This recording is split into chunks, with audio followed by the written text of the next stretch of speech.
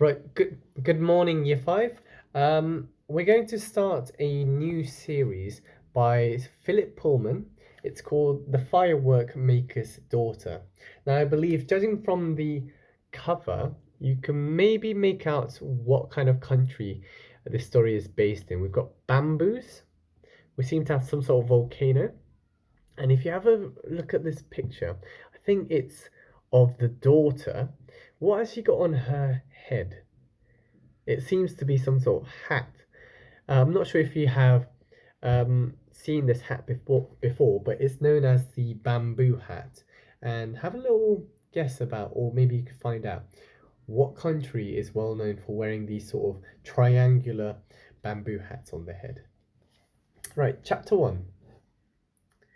1,000 miles ago, in a country east of the jungle and south of the mountains, there lived a firework maker called Lal Chand and his daughter Lila. Lal Chand's wife had died when Lila was young, and the child was a cross little thing, always crying and refusing her food. But Lal Chand built a cradle for her in the corner of the workshop, where she could see the sparks play and listen to the fizz and crackle of the gunpowder. Once she was out of her cradle, she toddled around the workshop, laughing as the fire flared and the sparks danced.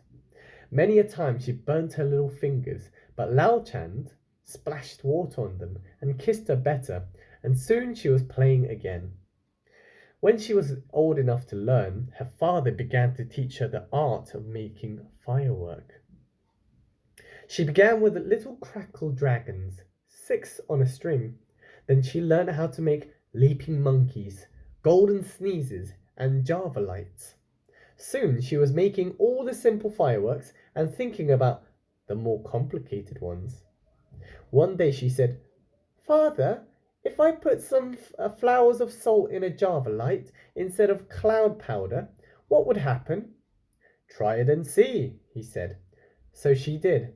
Instead of burning with a steady green glimmer, it sprayed out wicked little sparks, each of them turning into somersaults before going out. So I've got a nice picture of the workshop.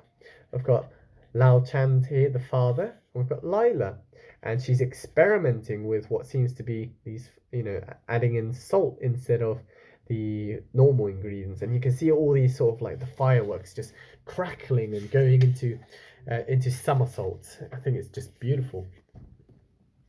"Not bad, Lila," said Lao Chand. "What are you going to call it?" "Tumbling demons," she said. "Excellent. Make a dozen and we'll put them into the New Year festival display." The tumbling demons were a great success, and so were the shimmering coins that Lila invented next. As time went on, she learnt more and more of her father's arts, until one day she said, "Am I a proper firework maker now?" "No, no," he said. "By no means. Ha! You don't know the start of it. What are the ingredients of fly-away powder?" I don't know." "And where do you find thunder grains?" "I've never heard of thunder grains." "How much poison oil do you put in a Krakatoa fountain?" A, a teaspoon?" "What? You'd blow the whole city up." "You've got a lot to learn yet. Do you really want to be a firework maker, Lila?" "Of course I do. It's the only thing I want." I was afraid so," he said. "It's my own fault. What was I thinking of? I should have sent you to my sister, Jembaviti, to bring you up as a dancer. This is no place for a girl. Now I come to think of it, and just look at you. Your hair's a mess. Your fingers are burned and stained with chemicals. Your eyebrows, well, they're scorched. How am I going to find a husband for you when you look like that?" Lila was horrified. "A husband? Well, of course. You don't imagine you can stay here forever, do you?" They looked at each other as if they were strangers. Each of them had quite the wrong idea about things. and they were both alarmed to find it out. So Lila said no more about being a firework maker, and Lal Chan said no more about husbands, but they both thought about them all the same. Now, the king of that country owned a white elephant. It was the custom that whenever the king wanted to punish one of his courtiers, he would send him the white elephant as a present, and the expense, so the paying for the elephant or keeping it, the expense of looking after the elephant would ruin the poor man, because the white elephant had to sleep between silk sheets, enormous ones, and eat mango flavored Turkish delights, and tons of it, and have his tusks.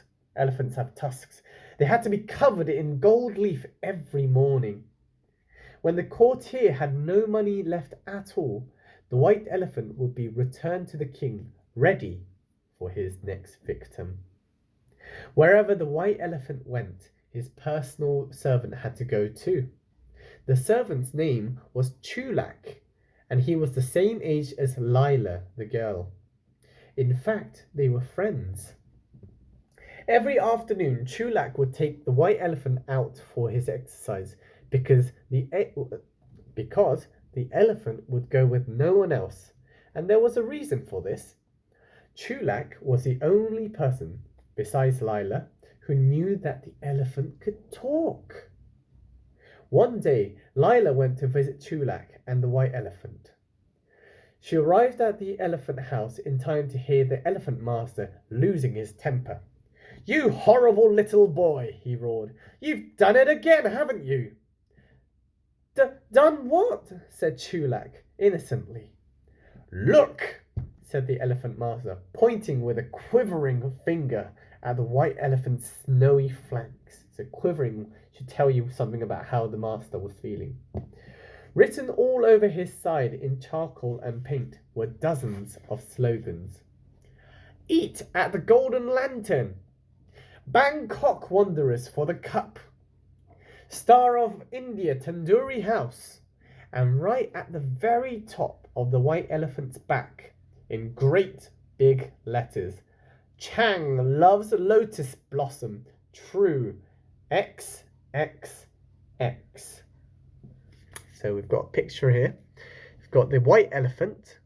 We've got Chulak, who's in charge of taking care of the elephant, and we have the elephant master, who is in charge of what happens to the elephant. So as you can see, there's all these sort of written in paint and charcoal, these sort of slogans, which is not very nice to put on an elephant. And obviously the elephant master is very, very angry and seems to be blaming Chulak for this. So we're going to stop it right there. That's halfway through chapter 1. Things to consider. I do wonder who's responsible for writing on the elephant, because it's from Chulak's perspective, it seems he hasn't done it, but well, the elephant master thinks he has. So we'll find out exactly what has happened on the next episodes, and yeah, we'll see you tomorrow.